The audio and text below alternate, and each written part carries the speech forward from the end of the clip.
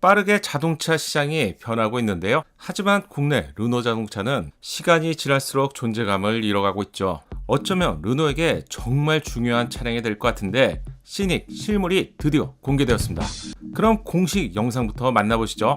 전기차에서는 친환경 소재가 기본이고요. 90% 이상 재활용이 가능한 소재가 적용된 것 같네요. 당연히 배터리가 있기 때문에 이건 전기차이고요. 구글과 연계된 50개가 넘는 앱을 차량에서 이용할 수 있다고 하네요. 드디어 궁금했던 솔라베이가 살짝 보이네요. 솔라베이는 완전히 투명한 루프를 불투명하게 바꿀 수 있는 기능이 대중형 양산차에 적용되는 것인데요. 전동화 시대에 썬루프의 이 정도 기능은 어쩌면 당연한 것 같습니다. 이렇게 된다면 드디어 르노가 일내는 것일까요? 국내에서 판매되는 QM6는 너무 오래된 상품성을 제공하기 때문에 정말 신선하게 다가오는 것 같습니다. 전기차만의 오토플러시 도어가 열리는 방식도 중간 부분이 팝업되기 때문에 신선한 느낌이고요. 2열 암레스트 콘솔 쪽의 기능도 신선합니다. 컵홀더 기능이야 뭐 당연한 것이고요. 로봇의 관절처럼 펼쳐지면 태블릿과 같은 거치대 역할까지 하게 되네요. 아니 진짜 이렇게 좀 출시해 주시지.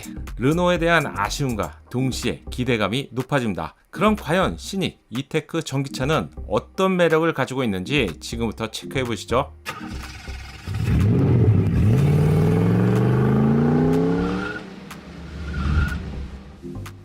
안녕하세요, 연목구름입니다. 드디어 르노에서 새로운 신차를 내년 상반기에 출시할 것 같습니다. 실물이 처음으로 공개된 것인데 제대로 한번 보시죠. 먼저 눈에 들어오는 것은 파격적인 디자인의 그릴 패턴입니다.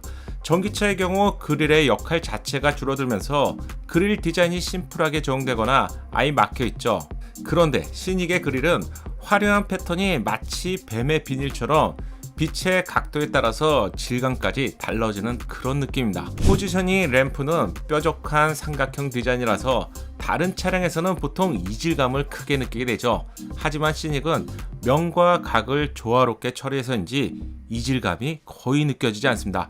오히려 멋지게 조화되는 그런 느낌인데요. 네모난 큐빅과 같은 헤드램프의 디자인도 확실히 강렬한 인상을 더해주는 것 같습니다. 측면부 디자인도 전기차만의 통통한 디자인이 아니라서 저는 좋은데요. A필러의 디자인부터 보시면 블랙 색상으로 처리하면서 플로팅 타입 루프 디자인을 연출했습니다.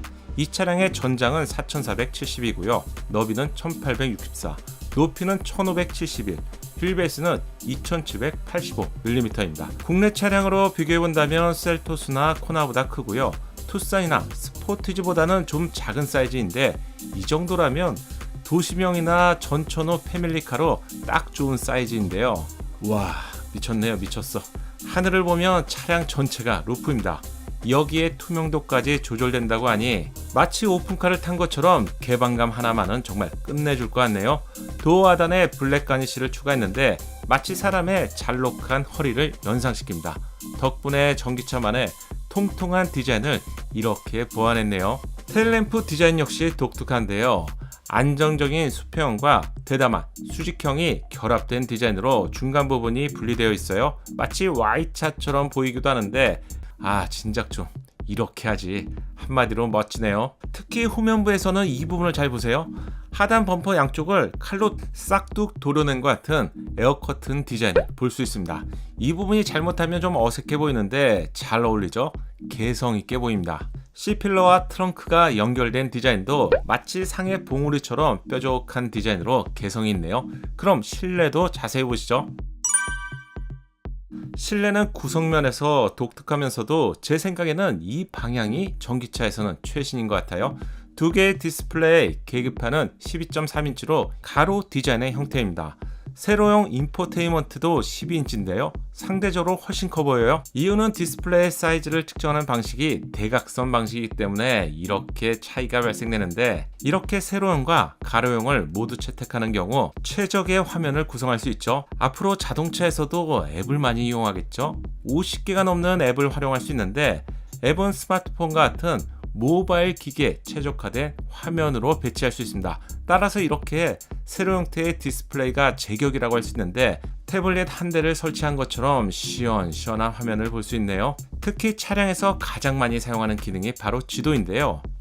화려하게 작동이 시작되는데 우리가 보통 앞으로 이동하기 때문에 좌우로 넓은 화면보다는 이렇게 위와 아래가 더 보이는 화면이 시각적으로 맞는 것 같아요. 그래서 가로 형태와 세로 형태로 볼 수 있는 르노의 새로운 UI는 괜찮은 것 같고요. 솔라베이 썬루프의 모습은 실내에서 보면 이렇습니다. 이건 1열 운전자의 머리보다도 훨씬 앞쪽으로 제공되기 때문에 1열 운전자도 테슬라 차량처럼 시원시원한 개방감을 느낄 수 있고요. 2열 탑승자의 개방감은 뭐 설명이 필요 없겠네요. 놀라지 마세요. 불투명 루프 기능은 이렇게 작동됩니다. 바로 이거죠. 운전자 최신 보조 시스템인 에이다스의 경우 30여 개의 기능이 제공되고요. 이 정도라면 국내에 들어와도 충분한 경쟁력을 제공할 것 같네요. 2열 공간의 모습인데요. 이 정도면 충분해 보여요. 개인적으로 저는 2열 컵홀더 기능이 너무 마음에 듭니다. 필요할 때 로봇의 팔처럼 펼치는 방식이고요. 태블릿을 올려놓고 영상이나 유튜브를 보기에도 편리할 것 같네요. 또한 무선 충전 기능은 당연히 제공되고요. 트레이 크기가 크고요. 뒤쪽 공간도 트레이라서 간식을 올려놓고 먹기에도 편리하겠네요. 이런 깨알 같은 기능을 르노 차량에서 볼 수 있다니 좋은데요. 그럼 언제 출시가 될까요? 유럽 시장 출시는 24년 내년 상반기로 알려졌습니다. 이제 얼마 남지 않았어요? 이제 곧 만나게 될 것 같은데 그럼 플랫폼과 파워트레인도 알려드릴게요. 플랫폼은 닛산과 공유하는 CMF EV 플랫폼으로 제작됩니다. 전기차에서 가장 중요한 배터리는 두 가지고요. 파워트레인도 역시 두 가지입니다. 대중형, 즉 보급형에서는 168마력의 60kWh의 배터리 팩을 제공하고요. 고급형에서는 215마력의 87kWh의 배터리를 제공하는데 주행거리는 WLTP 기준이라고 하지만 무려 610km입니다. 그래서 저는 고급형이 기대가 되는데 국내에 출시가 된다면 이보다는 좀 줄어들겠죠. 하지만 500km 이상은 주행할 수 있다는 점에서 충분히 매력이 있는 것 같습니다. 국내 출시는 공식으로 확인되지 않았지만 작년에 르노 회장이 국내에 방한했었죠. 앞으로 두 대의 신차를 국내에 출시한다고 밝혔습니다. 이 중에 한 대는 지리가 만든 차량이고요. 한 대는 르노가 만든 차량일 것 같은데 르노가 선보일 신차 중에서 국내에 적합한 사이즈의 차량이 오늘 알려드린 시닉 이테크 정도의 사이즈의 차량이죠. 과연 국내에서 존재감이 사라지고 있는 르노가 국내에 출시할 수 있을지 이건 지켜봐야 될 것 같습니다. 여러분의 생각을 댓글로 알려주세요. 시닉의 정보는 계속 빠른 정보로 알려드리겠습니다. 놓치지 않고 자동으로 보시려면 구독과 알림 설정 잊지 마세요. 감사합니다.